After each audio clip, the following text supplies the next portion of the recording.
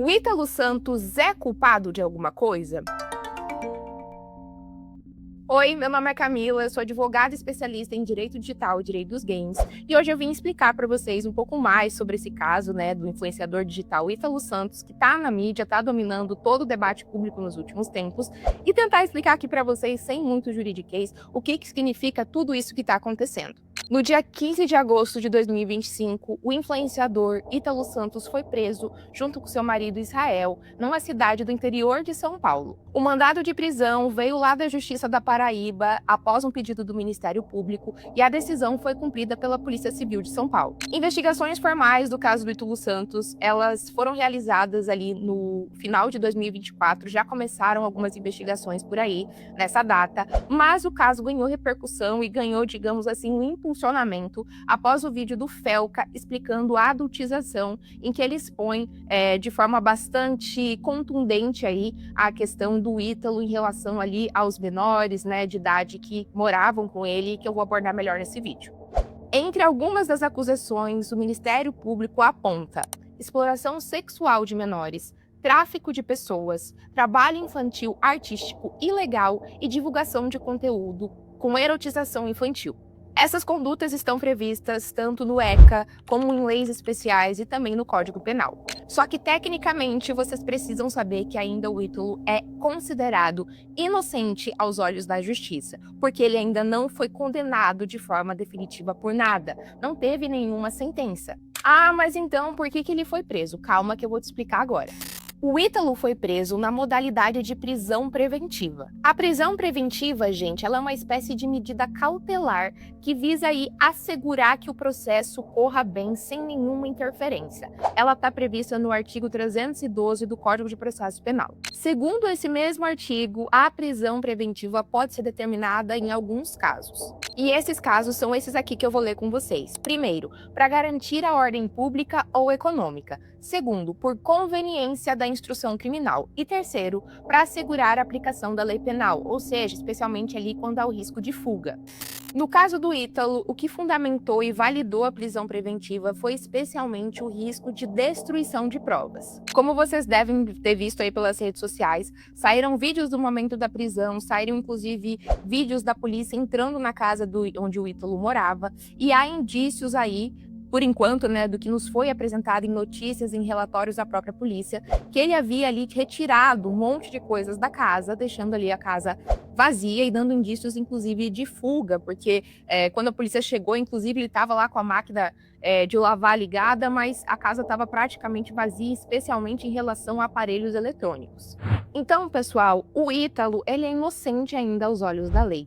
Por quê? Porque se é inocente até que se prove o contrário. A gente pode ter, é claro, nossas opiniões, nós podemos pensar coisas e tudo mais, fazer conjecturas, mas tecnicamente falando, o que a gente tem agora é somente uma prisão preventiva pelo risco de destruição das provas, pelo que eu já expliquei para vocês. Então, havia um grande risco do quê? De basicamente o Ítalo estar interferindo, para que a polícia chegasse numa investigação mais aprofundada, e por isso que cautelarmente, ou seja, de maneira a assegurar ali o resultado do processo, foi a prisão preventiva decretada.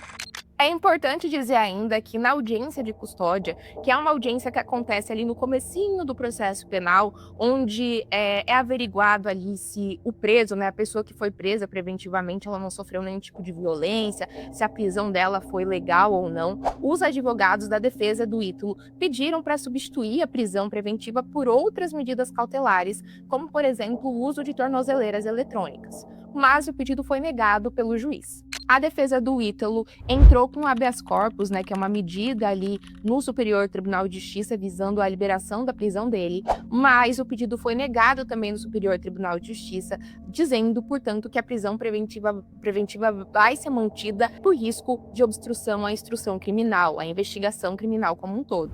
E qual é a situação do Ítalo hoje, gente? Então, o Ítalo, ele não é nem condenado e nem julgado ainda de nenhuma forma pela justiça.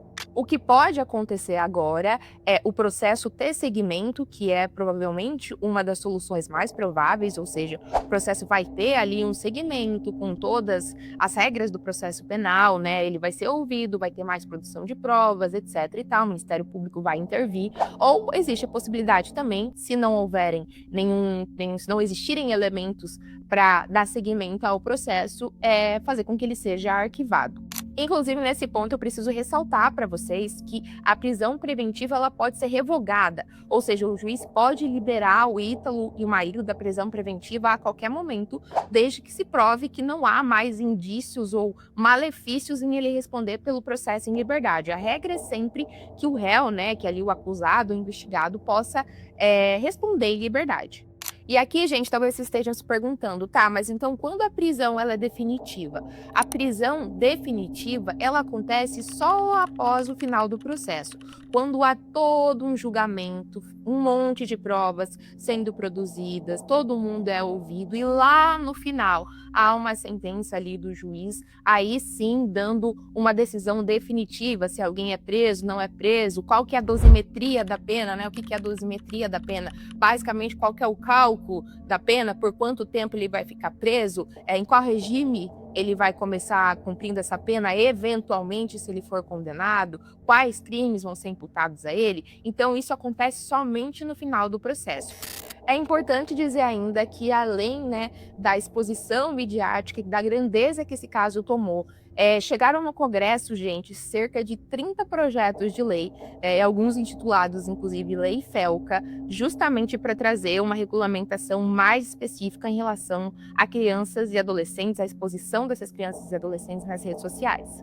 É importante também dizer nesse ponto, gente, que a gente não tá sem nenhuma lei guardando isso, tá? Todas as leis que existem já no ordenamento jurídico no Brasil, elas se aplicam também ao que acontece no que eu chamo de direito digital. Elas se aplicam. Então, o ECA, ele se aplica, né? Independentemente de onde a conduta está acontecendo. Mas, quando vem uma lei mais específica, uma lei que regulamenta exatamente aquele caso, torna ali mais fácil de aplicar, traz menos interpretações, menos esforço legislativo e também interpretativo aí, de modo que a gente consiga aplicar a lei de forma mais fácil mesmo e tem os conceitos mais amplos. E a gente está falando aqui de ambiente digital.